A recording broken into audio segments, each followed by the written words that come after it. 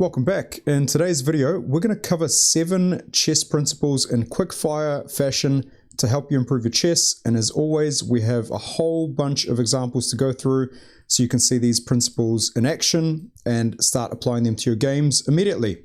And just to quickly introduce myself, my name is Philip. I'm a 2100 FIDE rated player from New Zealand, and I make these videos to help you improve your chess. So let's get right into it.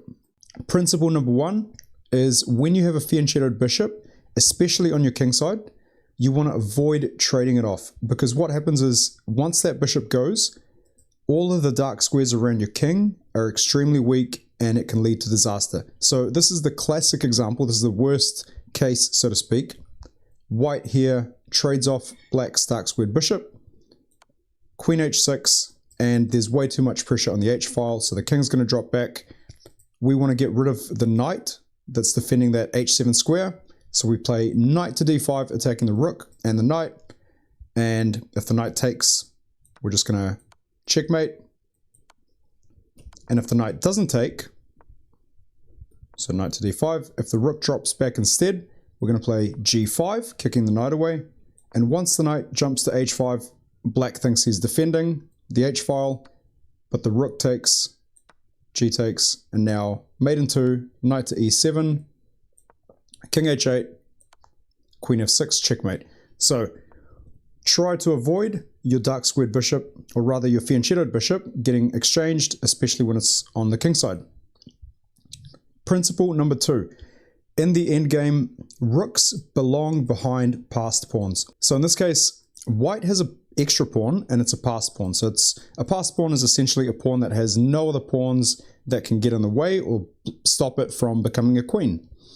So essentially the principle states that white wants to get his rook behind the passed pawn, but also black wants to get his rook behind the passed pawn. If black can get his rook behind the pawn, black's chances of drawing this game increase greatly.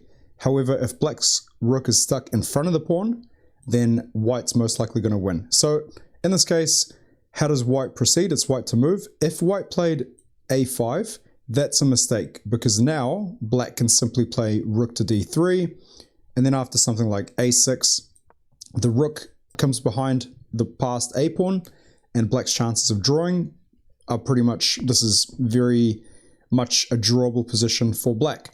So instead of playing a5, white needs to find the move rook to c2 or c3 and c1. Essentially, we're trying to get on our next move the rook to the a-file behind the pawn. So rook to a8, rook a2, and now rook to a5 is important because it stops white from moving that pawn forward. But essentially white's going to play king to f3 and march his king across, and white's the only person who can win in this game. And with the right technique, white will win this game. So punchline is, you want to have your rook behind the passed pawn whether you're attacking or defending. Principle number 3, and this is another rook related one. In the middle game, rooks love open files. So in this case, the d file is open. So white is going to want to play a rook onto the d file, and likewise, black is going to want to contest with putting a rook on the d file themselves. Now, here's an extra for experts, because that's a pretty well-known principle. The extra for experts is, let's take a look at this position. There are no open files, but there are 2 semi-open files. So the E file is white's semi-open file, and the C file is black's semi-open file. The extra for experts in this case is, instead of playing rook to c8 for black, black is going to play rook to b8. And now you'll see the idea in a second. Rook to e1 for white, b5 for black. And here black is essentially going to play b4 and b takes c3, b takes c3, and leave white with a backwards pawn on c3.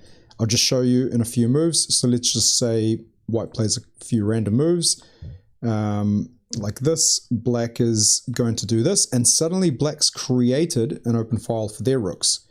Now, on the other hand, if white took this pawn, knight takes b4, attacking the pawn on a2 and the bishop. White drops the bishop back to maintain that strong bishop and not lose a pawn. And after queen to e7, h3, rook f to c8. Look at this. Black's rooks both have very nice files and a lot of activity. So that's a bit of extra for experts. And just taking that principle of rooks belong on open files in the middle game to another slightly more advanced level. Principle number 4, and this is my personal favorite. It's less of a principle and more of a key position that you need to know if you're serious about improving your chess. It is called the Lucena position, and the key thing about this one is there's a specific technique for white to win this, and I'll show you the technique here. But the key thing is white needs to get the king out of the way in order to make a queen. The rook, the black rook, prevents white from escaping along the c file, and the king prevents white escaping on the e file. The key thing is you play rook to f1, the king moves away. Now you can escape on e7, but you're just going to get checked with the rook on e2. So what you do first is you do this. It's called building a bridge. You put the rook on the 4th rank, and now whatever black plays, let's just say king to g6, you play king to e7, rook to e2 check. This is the technique. Check, king e6, check, check, boom. And now you've essentially allowed your pawn to become a queen, and you're going to win the game. That's a specific technique. I would definitely recommend you practice this over and over because this is how powerful it is. Let's just say you're in a rook endgame like this position. It's black to move. Black thinks, okay, maybe I can make a draw by taking these kingside pawns. Maybe I can even play for a win if I can maintain mine. The problem is it's very hard to calculate all of this unless you know the end goal, the end position you're trying to get to. So watch this. If black takes here, white's going to take on f4. And if black makes the mistake of taking on h2, white simply plays check, king f6, rook e4, and you can kind of see now we're starting to build our way to the Lucena position. And now rook to e4 cuts the king off. And what we find quickly is this actually leads to the Lucena position. So here's an example line. King f6, d6, and you can kind of quickly see how we are going to quickly reach that Lucena position. So that's how powerful it is. You don't need to get to the Lucena position. You need to know it so that when you are in the rook endgame beforehand, when there's more pawns, you can trade down knowing that you can get to the Lucena position and use the building a bridge technique in order to win the game. So one of my personal favorites because it allows me to just absolutely crush it in rook endgames. So learn it and you'll be able to do the same. All right, we have 4 principles down, 3 to go. If you are enjoying this video, consider liking and consider subscribing. So principle number 5 is the best squares for the kingside knights for white and for black are f3 and f6. And the reason is actually quite simple. On f3, the knight is in a prime position to flexibly jump to e5 or g5 to be on a more active square.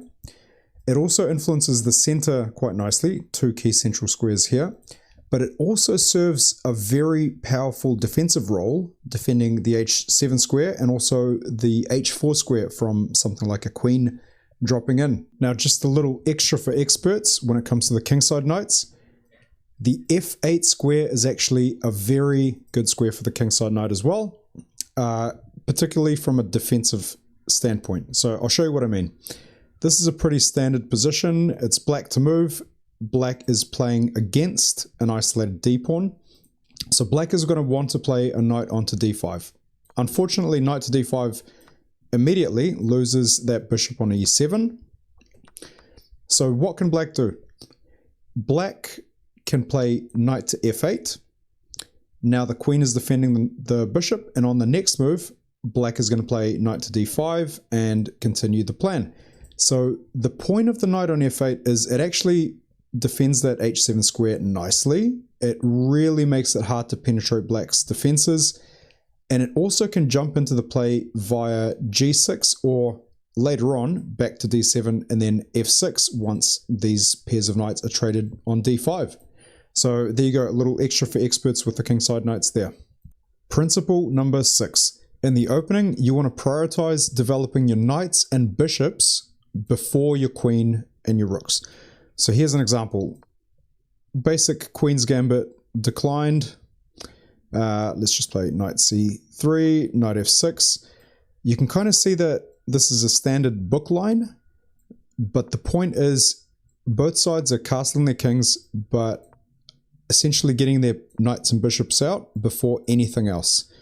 The reason is you don't want to move your queen out yet because you don't know where it wants to go yet, but also if you move the queen out too early, it's going to start getting kicked around the place. So the classic example of this is actually the Scandinavian defense. e4, d5, black allows his queen to be brought out, and now the best move is probably just moving the queen back and again starting to develop your knights and bishops.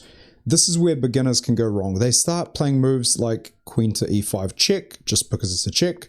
Unfortunately, allows white to get a bishop out, and now knight f3 kicks the queen drops back, and this is how quickly things can unravel if you're not careful.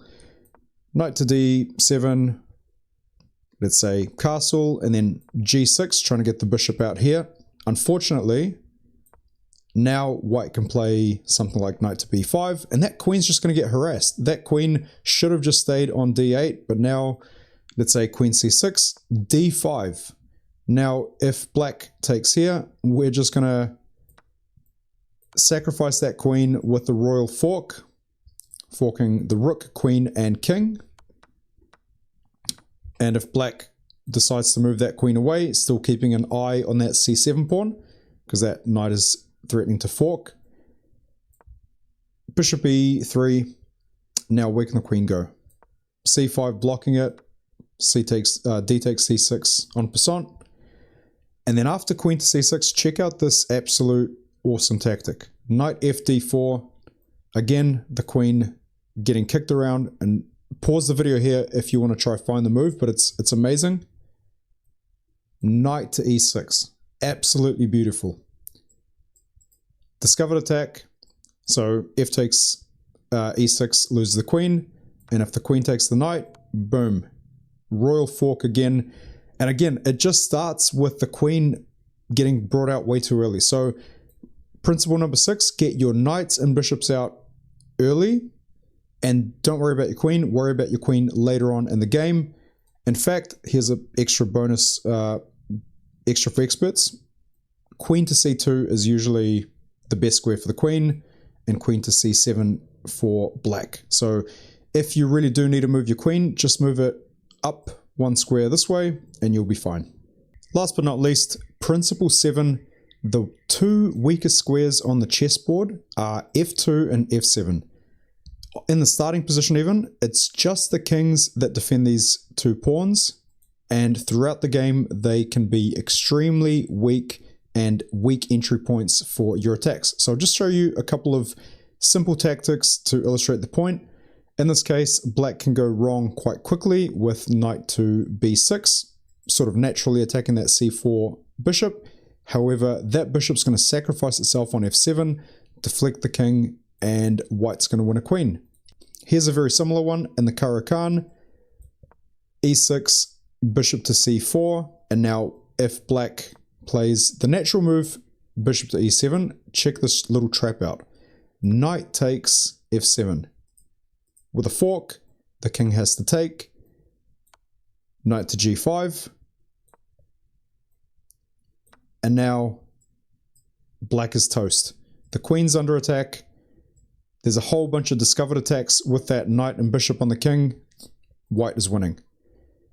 And last but not least, and this is one of the most fun sacrifices you'll see, just pause the video here if you want to try find the sacrifice, but take note that black doesn't have a knight on f6, which we said was a very key defensive piece. So what happens from here? That h7 square is quite weak, and also that f7 square. So rook takes f7.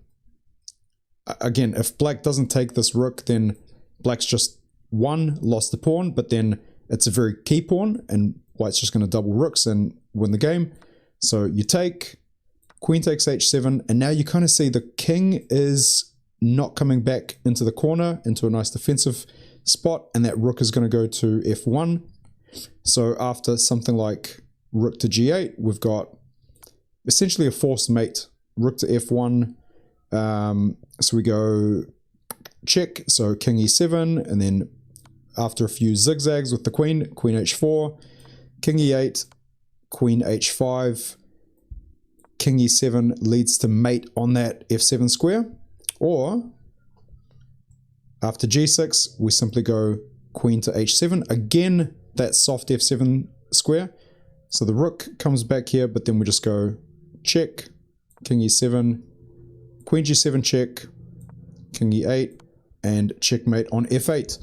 So principle number 7, these two squares, watch them throughout the whole game. They are your softest points in your position usually. And there we go, 7 key principles to help you improve your chess. Hope you guys enjoyed this video. There's going to be a couple of videos that pop up on your screen. Click on one of them to continue learning, and I'll see you guys in the next video. Peace out.